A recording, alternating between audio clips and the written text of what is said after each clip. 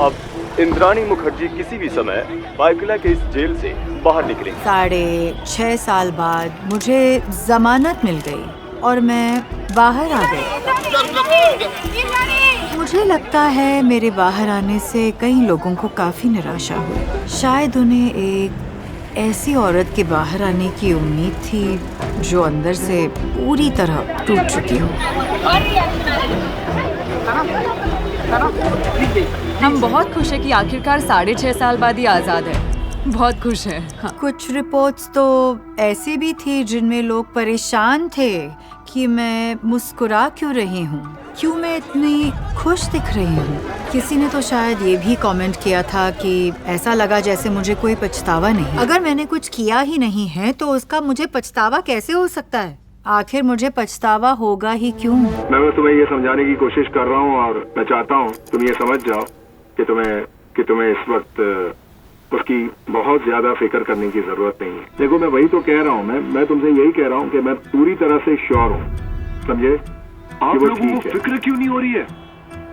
नहीं पापा मान लीजिए मैं शांत कैसे हूँ, क्योंकि मुझे कॉन्फिडेंस है कि मेरी बात सुनिए। अगर मान लेते हैं कि विधि 18 की हो जाती है तो वो एक एडल्ट है। हाँ, वो एडल्ट है और वो अचानक से ऐसे ही कहीं गायब हो जाती है। वो बस कहीं चली गई, उसके सारे फोन्स बंद हो गए, सब कुछ बंद हो गया, उससे कोई कांटेक्ट नहीं हो पाया, कुछ भी नहीं।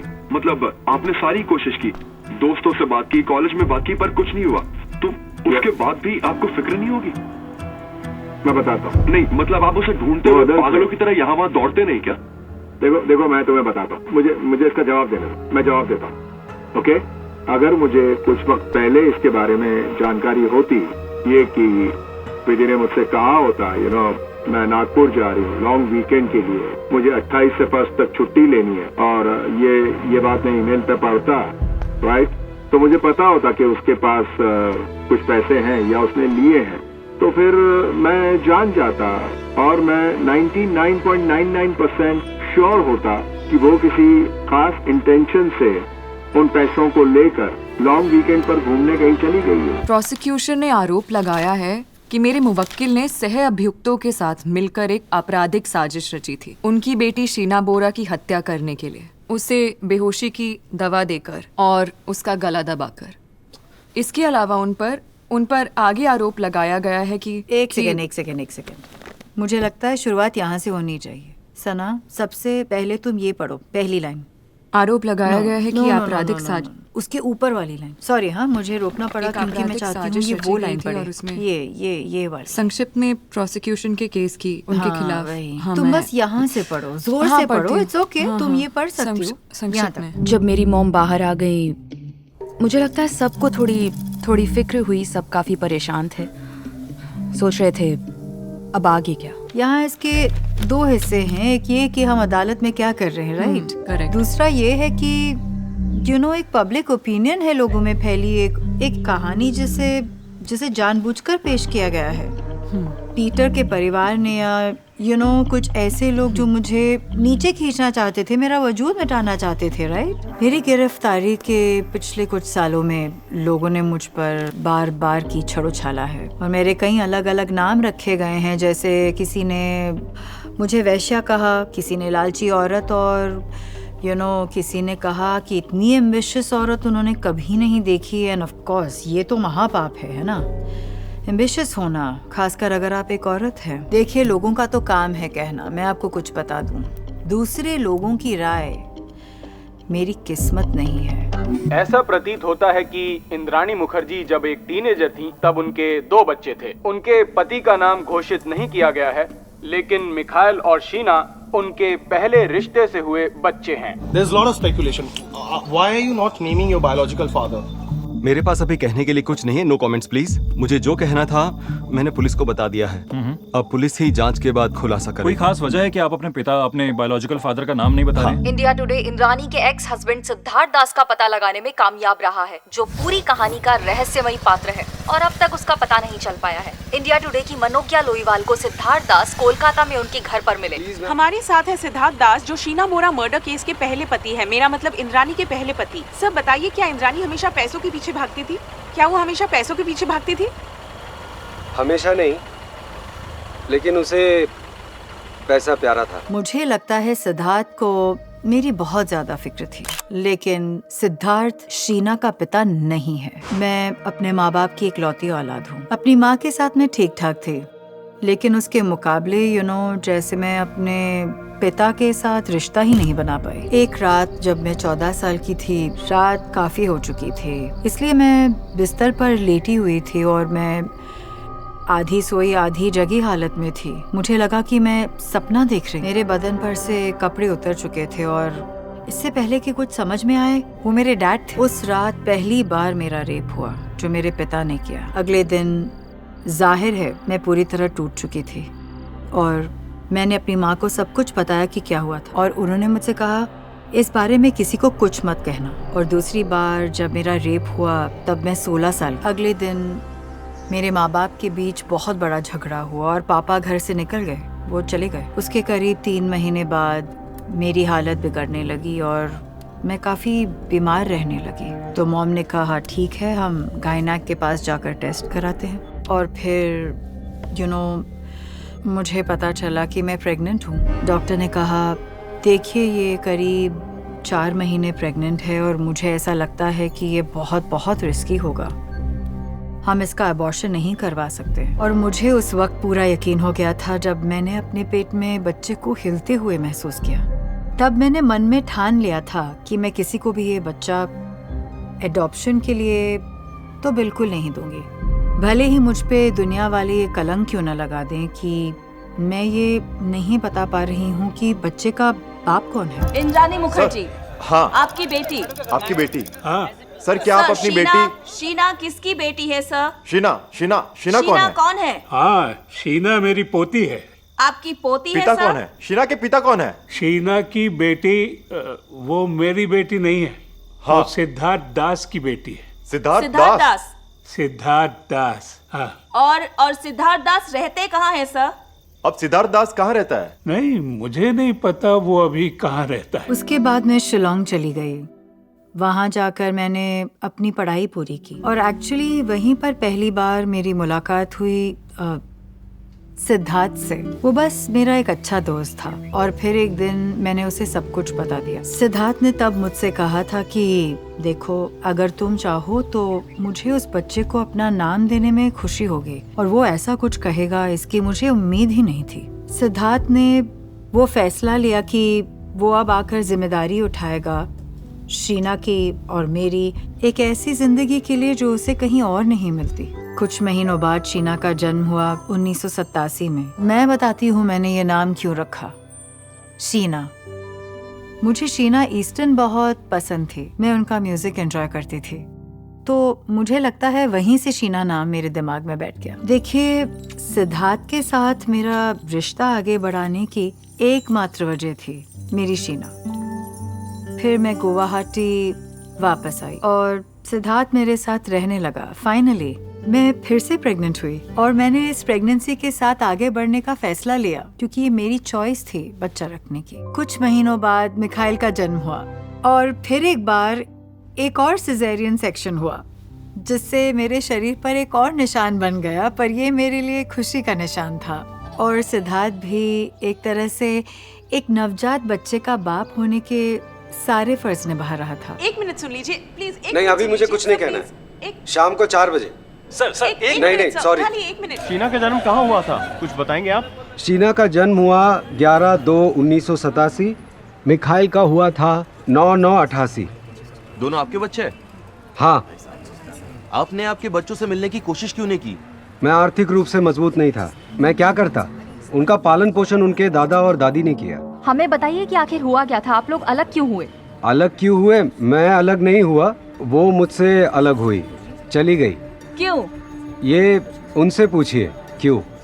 देखिए, सिद्धार्थ एक ऐसे परिवार से है जो काफी एक्चुअली एक साधारण परिवार से है। सिद्धार्थ को किस तरह से पाला पोसा गया था वो धीरे धीरे मेरी समझ में आने लगा था। वो बस एक बहुत ही ज्यादा साधारण सा लड़का था। तो ये तब की बात है जब मैं 17 की थी। मॉम मेरे कमरे में मुझसे मिलने आई। फिर उन्होंने कहा कि मुझे लगता है कि हमें अब तुम्हारे पापा को वापस बुला लेना चाहिए। वो मेरी लाइफ का टर्निंग पॉइंट था। तब कोई नहीं था कोई भी नहीं जो उस वक्त मेरा ख्याल रखता, कोई भी नहीं। मैंने फैसला किया चले जाने। मैं अपने आप को मार देती। मैं एक बार फिर अपनी जिंदगी में तीसरी बार अपनी रेपिस्ट की शक्ल नहीं देख सकती थी। एक माँ के रूप में इंद्राणी शीना को एक मोलेस्टर के पास जो अब्यूज किया है उसके पास छोड़कर क्यों चली गई? शीना को मुझसे भी ज्यादा उत्सुकता थी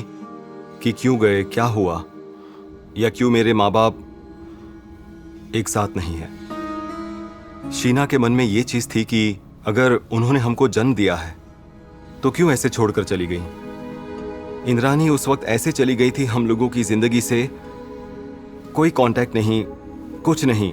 मुझे पता चला कि मैं डायरी हासिल कर सकती हूँ। मैं डिटेल्स नहीं बताऊंगी कैसे, क्योंकि ये मेरे सोर्स के लिए अच्छा नहीं होगा। लेकिन एक ऐसा वक्त आया जब मैंने डायरी देखी। उसने अपनी माँ के बारे में जो भी लिखा था उसे पढ़कर मैं दंग रह गई। मैंने उस डायरी की कुछ तस्वीरें खींची और फिर अपनी स्टोरी लिखी। हम अभी आपको दिखा रहे हैं वो डायरी एंट्री जहां शीना अपनी मां इंद्राणी के बारे में बात कर रही है। वो बहुत साफ तौर पे कहती है कि वो बहुत उदास है, कहती है कि उसका भविष्य अंधेरे में है, और वो इंद्राणी मुखर्जी पर बरसते हुए कहती है कि मैं अपनी माँ से नफरत करती हूँ, वो एक डायन है, और वो उसे ऐसे अन्य अपमानजनक शब्दों से भी बुलाती है। वो कहती हैं, मुझे नहीं पता कि मैं अपनी माँ के बारे में क्या महसूस करती हूँ। क्या उन्हें हमारी याद भी नहीं आई? क्या उन्हें हमारी परवाह नहीं है? बेसिकली जो कहानी मेरी माँ ने मिखाइल और शीना को सुनाई थी वो ये थी कि उन्होंने उनकी जिम्मेदारी उठाई थी क्योंकि वो चाहते थे कि मैं बाहर जाऊं, क्योंकि मैं बहुत ज़्यादा होशियार लड़की थी, और वो चाहते थे कि मैं बच्चों के चक्कर में बिल्कुल ना पड़ूं और बस अपनी ज़िंदगी में आगे बढ़ती रहूं। मैं तब एक जवान लड़की थी जब मैं कलकत्ता आई थी, और सबसे ज़रूरी मेरे हिसाब से जो बहुत दिलचस्प बात थी वो ये थी कि वहाँ के लोग मेरे बारे में कुछ नहीं जानते थे। जब मैं इंद्राणी से पहली बार मिला तो उससे स्थिरता की जरूरत थी, क्योंकि वो YWCA में रहती थी। उसके पास कोई नहीं था जो उसे संभाले और उसकी घर की जरूरत पूरी करे, कोई जो उसका ठीक से ख्याल रख पाए। संजीव उसके लिए सबसे बेस्ट ऑप्शन था। मैं YWCA के दोस्तों के साथ डिनर के लिए बाहर गई थी और संजीव भी वहाँ आया था अपने दोस्तों के साथ। शुरुआत में हम दोनों की बहुत जमी, मुझे वो बहुत पसंद आया था। इंद्राणी एक तरह से सोशल क्लाइंबर थी जो ऐसे लोगों की तलाश में थी जो उसका स्टेटस बढ़ा सके। एक मर्द की नजर से देखो तो उसमें कुछ बात जरूर थी, लेकिन कुछ चांद था उसमें, जिसे आम लोग सेक्सी कहते हैं। चाहे उसके होंठ हों, आंखें हों, कुछ था उसमें जो कि एक मर्द को अपनी ओर खींचता था। मुझे काफी हद तक एहसास है कि जब मैं कहीं जाती हूँ तो उस जगह में मैं बाकी सबको अपनी ओर पूरी तरह से आकर्षित कर लेती हूँ। मर्द मेरी ओर देखते हैं और औरतें अनकंफर्टेबल हो जाती है। वो एक बहुत ही सभ्य परिवार से था, यानी उसमें वो सब कुछ था जो मुझे अपने साथी में चाहिए। हमारी पंजाबी रिवाजों के साथ शादी हुई, वहाँ उसका पूरा परिवार था और मेरी तरफ से कोई नहीं था। और शादी के 4 साल बाद मैं फिर से प्रेग्नेंट हो गई। साल था 97 और विधि पैदा हुई। मैं आपको बता रहा हूँ, जब पहली बार उसने मेरी बीवी से कहा कि मुझे बच्चा होने वाला है, ये मेरा पहला बच्चा है। संगीता, मुझे चाय दो प्लीज। Ji ma'am. कानून के मुताबिक दोषी साबित होने तक मैं बिल्कुल निर्दोष हूँ, राइट? भले ही मैंने अभी तक इतना सारा समय गुजार लिया है जेल के अंदर, मैं समाज में पहले ही कलंकित हो चुकी हूँ और मुझे हर जगह बदनाम कर रखा है। मुझ पर पहले ही ठप्पा लग गया है। वो हत्यारी जिसने अपनी बेटी को मार डाला, जो एक तरह से सरासर झूठ है और ये बात सच्चाई से कोसों दूर है। जैसे मिसाल के तौर पर मेरा संजीव से नाता ही नहीं है, विधि के अलावा क्योंकि विधि तो दोनों की कॉमन कड़ी है। उसके स्कूल की कोई बात हो या कोई हैप्पी बर्थडे का मैसेज हो, उसके अलावा विधि और मैं संजीव की जिंदगी में है ही नहीं पिछले तकरीबन 25 सालों से। कई अलग अलग थ्योरीज सामने आती हैं। Indrani is a con woman, she is a con woman. तो इमोशनल ब्लैकमेल कैसे करना है, किस तरीके से, दिस इज ऑल क्रिमिनलिटी। मेरा मानना यह है कि इंद्राणी ने उसे फंसाया है और कोई दुख भरी कहानी सुनाई, जैसे कहा होगा कि विधि की जिंदगी को खतरा है। ऐसा मेरा ओपिनियन या नजरिया है और वो उसके झांसे में आ गया। वो बहुत भोला था और कुछ हद तक मैं कहूंगा बेवकूफ भी। हम किसी का पक्ष नहीं ले रहे, हम कोई आरोप नहीं लगा रहे हैं, हम ये बता रहे हैं कि सोशल मीडिया पर संजीव खन्ना की गतिविधि क्या थी ठीक उस हत्या के समय। और 30 अप्रैल 2012 को कथित तौर पर हत्या होने के कुछ ही दिनों बाद लिखा है, कभी कभी मैं बहुत अजीब बर्ताव करता हूँ, मैं खुद भी घबरा जाता हूँ। शीना बोरा हत्याकांड अनोखा इसलिए है क्योंकि हमें जितनी ज्यादा जानकारी प्रदान की जाती थी, मामला उतना ही पेचीदा हो जाता, उतना ही ज्यादा अजीब हो जाता, और हमें उस वक्त जो भी कथित जवाब दिए जा रहे थे उनसे कहीं बड़े सवाल और खड़े हो रहे। जब मुझे अरेस्ट किया गया तब पीटर मेरे पति थे। संजीव की मेरी जिंदगी में कोई अहमियत नहीं है, लेकिन पीटर तो सब कुछ था मेरे लाइफ में। मैं जानती थी कि अब भी मुझे जिंदगी में बहुत कुछ हासिल करना है, और मेरे अंदर वो जुनून था। वो वहाँ से जाना चाहती थी, उसे एहसास था कि कलकत्ता में वो कुछ नहीं कर पाएगी। तो एक शाम ताज में फैशन शो हो रहा था। पीटर और मेरी बार में मुलाकात हुई। पीटर काफी पावरफुल आदमी था। उसने कहा कि मैं स्टार टीवी का सीईओ हूँ, तो मैंने कहा मैं इंद्रानी हूँ। तो उसने मुझसे पूछा क्या तुम बंगाली हो, क्योंकि इंद्रानी एक बंगाली नाम है। तो मैंने कहा नहीं, शादी के बाद मैं खन्ना हूँ। मुझे याद है मैंने क्या कहा था। फिर उसने मुझे ये बताया कि उसका डिवोर्स हो चुका है। उसने मुझे पूछा, उसने कहा तुम बड़े तालाब में छोटी मछली बनना चाहती हो या छोटे तालाब में बड़ी मछली? तो मैंने कहा मुझे बड़े तालाब में बड़ी मछली बनना है। उस वक्त संजीव के साथ मेरा रिश्ता बिगड़ता जा रहा था। मैंने फैसला कर लिया था कि मैं संजीव को डिवोर्स देने वाली हूँ और मैं विधि को साथ ले जाऊंगी। मैं इस बारे में बिल्कुल क्लियर थी कि विधि मेरे साथ रहेगी, और मैं बॉम्बे शिफ्ट हो गई। जब मैं पीटर से मिली, हमारी फ्लाइट कैलकाटा से लैंड हुई थी। मैं ट्रॉली पर बैठी थी अपने सूटकेस पर, और मेरी छोटी छोटी पिगटेल्स थी, और मैंने उन्हें देखा और उन्होंने मुझे देखा, और वो बहुत ही क्यूट और ऑकवर्ड था, और मैंने कहा हेलो, मैं हूँ विधि, और फिर उन्होंने कहा हेलो, और तब उन्हें काफ़ी झुकना पड़ा क्योंकि मैं बस इतनी सी थी। मुझे लगता है हम बस घर पहुँचे और फिर मैं किचन में भाग गई। मैंने डैड को देखा और कहा क्या आपके पास चॉकलेट है, और उन्होंने कहा हाँ है। तो मैंने कहा ओके, क्या आप मुझे दे सकते हैं, पर मम्मा को मत बताना। और वो हम दोनों का पहला सीक्रेट बन गया। और फिर उन्होंने मेरी मॉम को कभी नहीं बताया, कभी कुछ नहीं बताया, और मुझे लगता है कि उस पल में हम दोनों के बीच डैड और बेटी का रिश्ता बन गया। संजीव वाकई में मेरे साथ रिश्ता बनाना चाहते थे, लेकिन तब मेरा दिमाग कहीं और दौड़ रहा था। तब मैं इतनी ज़्यादा खुश थी कि पीटर मेरे डैड हैं और मैं उनसे इतना प्यार करती थी। मेरे डैड मेरे लिए मेरी मॉम से भी ज्यादा करीब थे। तो अब सवाल यह है कि पीटर असल में कितना जानता था, और पीटर ने अब तक कितना बताया है? क्या पीटर के पास जो भी जानकारी है उसने उससे कम बताया है? इंद्रानी के पति और स्टार इंडिया के पूर्व सीईओ पीटर मुखर्जी भी कल पुलिस के सामने पेश हुए।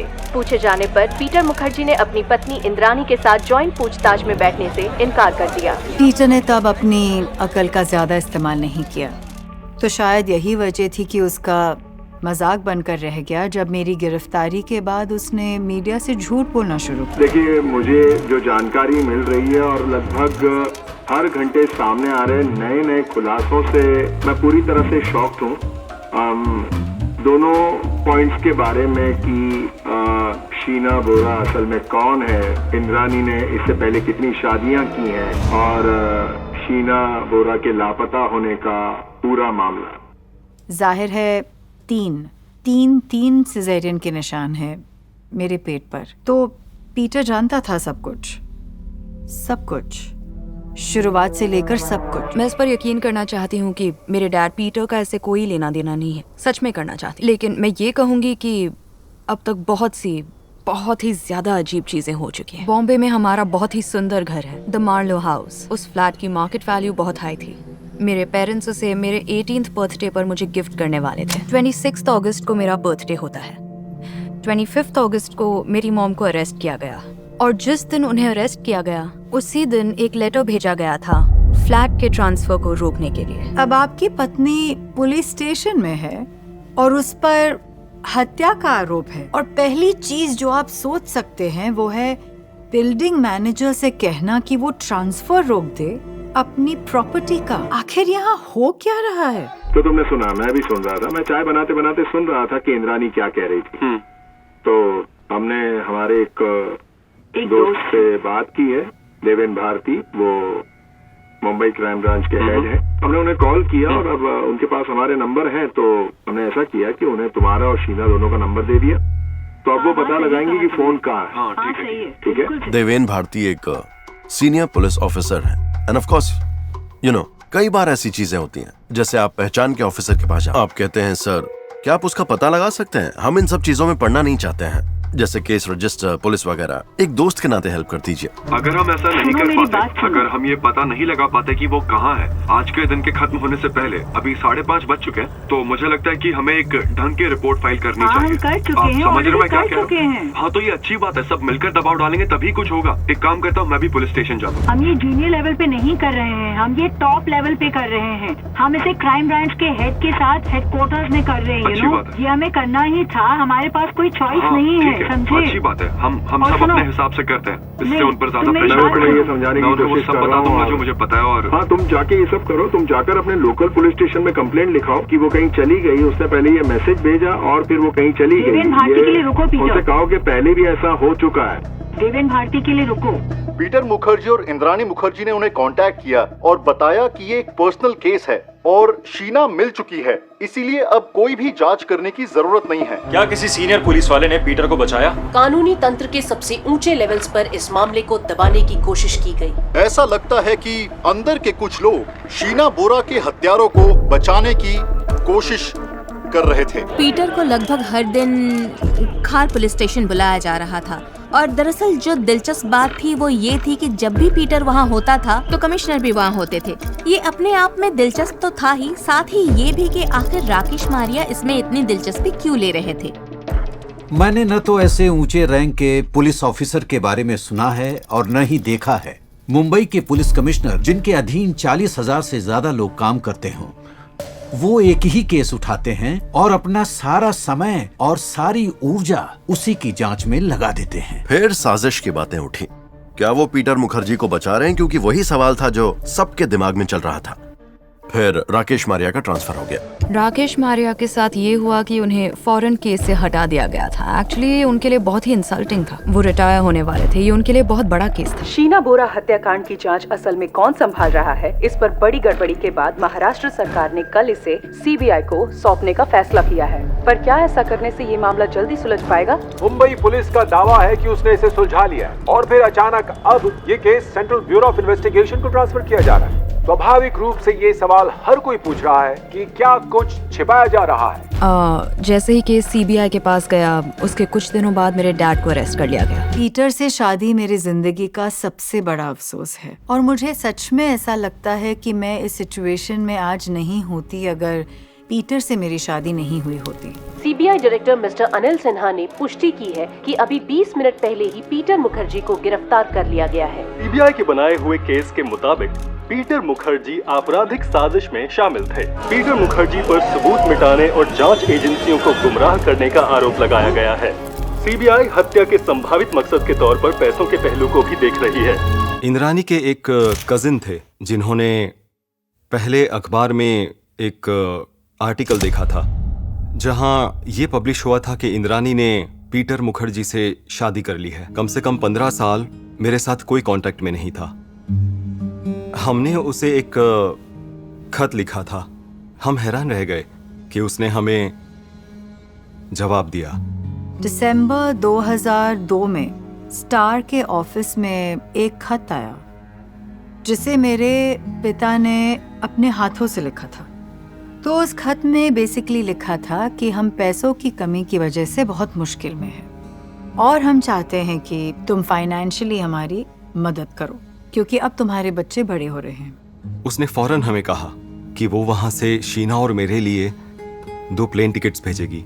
हम बहुत एक्साइटेड थे, जाहिर है, अपनी माँ से मिलने के लिए इतने सालों के बाद, जिन्हें हमने सिर्फ तस्वीरों में देखा था। मैंने अपने बच्चों को अकेला नहीं छोड़ा, मैं अपने बच्चों को अपनी माँ के पास छोड़ आई क्योंकि तब मैं एडल्ट भी नहीं थी। ना मैं उन्हें खाना खिला सकती थी, ना उन्हें कपड़े पहना सकती थी, मेरे पास कुछ नहीं था और सही समय पर मैं ऐसा कर भी देती। ये शायद संयोग की बात थी कि वो खत उस वक्त मेरे पास आया। आखिर वो दिन आ ही गया। वो हमारा किसी फ्लाइट में बैठने का सबसे पहला अनुभव था और दोनों में लड़ाई भी हो गई थी विंडो सीट पे कौन बैठेगा वो लेके। शीना और मेरे ये सब हमारे दिमाग में ये आया ही नहीं था कि वो इतनी सक्सेसफुल होगी, हमारी लाइफ कुछ वाव हो जाएगी। हम लोगों को वो सब नहीं था। हम लोगों को ये खुशी थी कि हम लोग अपनी माँ से मिल रहे हैं। हमें लगा अब हम एक परिवार की तरह रहेंगे। लेकिन आगे जो हुआ उसी की वजह से उसने हमें मारने की कोशिश की।